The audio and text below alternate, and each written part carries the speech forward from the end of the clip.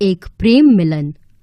नरगिस देखती है पत्थर की मूर्ति एक बड़े विशाल नाग में बदल गई। अब आगे। हे नागदेव, मुझे मेरे नागेश से मिलाने की कृपा करें, उसके प्राण वापस लौटा दीजिए। नरगिस, तुम्हें तुम्हारा नागेश जरूर मिलेगा, लेकिन उसके प्राण लौटाना मेरे वश में नहीं है। नागदेव, ऐसा न बोले, बिना प्राण लौटाए मुझे मेरा नागेश कैसे मिलेगा? नरगिस, काल गुरु ने उसके प्राण उसके जिस्म से निकाल तो लिए, पर उसके जीवन काल की अवधि अभी खत्म नहीं हुई है। तो कहाँ है मेरा नागेश गुरुदेव? वो एक मानव शरीर में जन्म ले चुका है, तुम्हें उसकी तलाश करनी होगी। लेकिन गुरुदेव। लेकिन नरगिस, उसको पुराना कुछ याद नहीं होगा। वो कौन है सब कुछ भूल चुका होगा, तुमको भी। वो एक साधारण इंसान की तरह जीवन जिएगा। तो गुरु, मुझे मेरा नागेश और उसका प्यार कैसे मिलेगा दोबारा? प्रेम की शक्ति से नरगिस। प्रेम शक्ति एक ऐसी शक्ति है जिसके सामने बड़े से बड़ा भगवान भी झुक जाता है। वो सब शक्ति से बढ़कर होती है। मैं कुछ समझ नहीं पाई गुरुदेव। तुमको उसको दोबारा अपने प्रेम वश में करना होगा, एक मानव कन्या की तरह। तुमको उससे विवाह करना होगा, उसके बाद ही उसको सब याद आएगा। लेकिन मुझे वो कहाँ और कैसे मिलेगा गुरुदेव? नरगिस, नागेश अभी बच्चा है, उसे अभी कुछ समझ नहीं है। जब तक वो बड़ा नहीं हो जाता, थोड़ा सा तुम यही नागलोक में रहो और तपस्या करो। उस तपस्या से तुमको दिव्य दृष्टि प्राप्त होगी, जिससे तुम नागेश और होने वाली सारी घटनाओं को देख सकोगी। जो आज्ञा गुरुदेव। नरगिस, तुमको अभी बहुत इंतजार करना होगा नागेश को पाने के लिए। इतना बोलते ही नाग फिर से मूर्ति बन जाता है। कुछ साल बाद नरगिस को एक आवाज आती है, उठो नरगिस, तुम्हारी तपस्या पूर्ण हुई। नरगिस आंखें खोलती है और बोलती है, जय नागदेव। तुमको दिव्य दृष्टि प्राप्त हो चुकी है नरगिस, तुम नागेश के पास जाओ, लेकिन याद रखना नागेश को तुम्हारे नागिन होने की सच्चाई बिल्कुल पता न चले। लेकिन कभी न कभी तो उसको पता चल ही जाएगा गुरुदेव। हाँ नरगिस, जब उसको दोबारा तुमसे प्रेम होगा, सच्चा प्रेम, उसके बाद ही सच्चाई आएगी सामने। उसके बाद तुम दोनों कभी एक दूसरे से अलग नहीं होगे। नरगिस नाग गुरु को नमन करके नागेश की तलाश में चल देती है। नागेश एक 17 साल का सुंदर लड़का बन चुका है, जो अपने दोस्तों के साथ खेल रहा था। विजय, तुम्हें उस बॉल को उठाकर लाओ उस झाड़ी में से, तुमने उसको गिराया है वहाँ। ठीक है, लाता हूँ। तुम लोग हर बार ऐसा करते हो, हर बार मुझे ही जाना पड़ता है। विजय झाड़ी की तरफ चल देता है। उफ, ना जाने किधर गई। विजय झाड़ी में हाथ डालता है और एक सांप की पूंछ पकड़कर बाहर खींच लेता है। सांप उसको डस लेता है। अरे विजय को सांप ने डस लिया, चलो जल्दी उसके घर बताते हैं। और अब घर की तरफ भागते हैं। तभी वहाँ नरगिस अवतरित होती है। वो भागकर विजय को अपनी गोद में लिटा लेती है। तुमको कुछ नहीं होगा नागेश, मेरा मतलब विजय। उसके हाथ के तरफ अपना जीभ रखने ही वाली होती है कि उसको एक आवाज आती है। ऊपर आसमान की तरफ देखकर बोलती है, नागदेव आप? हाँ नरगिस, मैं तुमको नागेश के साथ रहने की एक तरकीब देता हूँ, बस तुम मेरा साथ दो।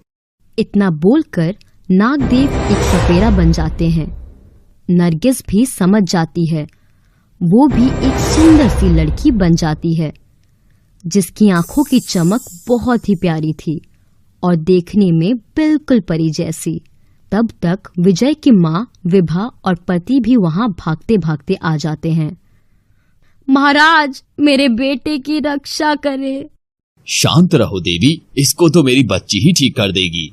ऐसा बोलकर नरगिस की तरफ इशारा करते हैं। नरगिस विजय के हाथ से सारा जहर निकाल देती है। विजय को होश आने लगता है। हे महाराज, धन्य हैं आप, चलिए हमारे घर विश्राम करने के लिए। हमें तो अभी कुछ जड़ी बूटी लेने के लिए जाना है। अगर आप हमारी मदद करना चाहती हो तो मेरी इस बेटी को कुछ दिन के लिए अपने पास रख लीजिए। मैं वापस आते वक्त इसको लेकर चला जाऊंगा। जो आज्ञा महाराज। हाथ जोड़ते हुए बोलती है। बेटी, तुम्हारा नाम क्या है? जी, मेरा नाम महक है। महक, कितना प्यारा नाम है। जितना प्यारा नाम उससे भी सुंदर हो तुम। चलो महक हमारे साथ। सब घर चल देते हैं। विजय की चाची रेखा अपने पति सुंदर और बेटी नंदनी के साथ दौड़कर गेट पर आती है। क्या हुआ दीदी विजय को? विजय को देखकर बोली, कुछ नहीं, सांप ने काट लिया था, लेकिन अब सब ठीक है। महक की तरफ देखकर बोलती है, ये लड़की कौन है? इसकी वजह से तो विजय ठीक हुआ है। तुम उस कमरे में अपना सामान रख दो महक, अब से वो तुम्हारा कमरा। महक अपने कमरे की तरफ चल देती है और अपने काम में लग जाती है, लेकिन चाची को ये बात रास नहीं आती। अपने कमरे में जाकर, ये पता नहीं किसको उठाकर ले आए हैं, इसका भी काम मुझे ही करना होगा। क्या मैं कोई नौकरानी हूँ उस घर की? अरे रेखा, तुम परेशान मत हो, बस कुछ ही दिन की बात है, फिर मैं अपने भाई, उसकी बीवी और बच्चे को मार दूंगा, फिर सारी जायदाद की मालकिन तुम ही हो। तुम तो कब से यही बोलते आ रहे हो, आज तक तो कुछ हुआ नहीं तुमसे। चलो देखो फिर, अब इस लड़की से ही शुरू करते हैं। क्या शुरू करते? तुमसे कुछ नहीं होगा, बस मेरी ही जान आफत में पड़ी है। ये लो जहर, उस लड़की के खाने मिलाकर देना और बोल देंगे उसको सांप के उस जहर ने ही मार डाला जो उसने पिया था। शाम को सब खाने के लिए बैठ जाते हैं। रेखा चुपके से महक के खाने में जहर डाल देती है। महक, तुम मेरी दोस्त बनोगी? हाँ, क्यों नहीं, मैं तो वैसे भी अकेली ही हूँ। तभी विजय बीच में बोलता है, मेरी भी दोस्त बनोगी? हाँ, हम सब अब से दोस्त हैं। महक, लो जल्दी से खाना लो, जब से आई हो कुछ नहीं खाया तुमने। मैं भी महक के साथ खा लेती हूँ, और उसके पास बैठ जाती है। तुम अपना खाना खाओ चुपचाप, नंदनी को डांटते हुए बोली। कोई नहीं रेखा, खाने दो। रेखा और सुंदर इससे पहले कुछ कर पाते, नंदनी जहर वाला खाना खा लेती है। लो महक, मैंने खा लिया, तुम भी खा लो, बहुत स्वादिष्ट है। इतना बोलकर नंदनी चक्कर खाकर गिर जाती है।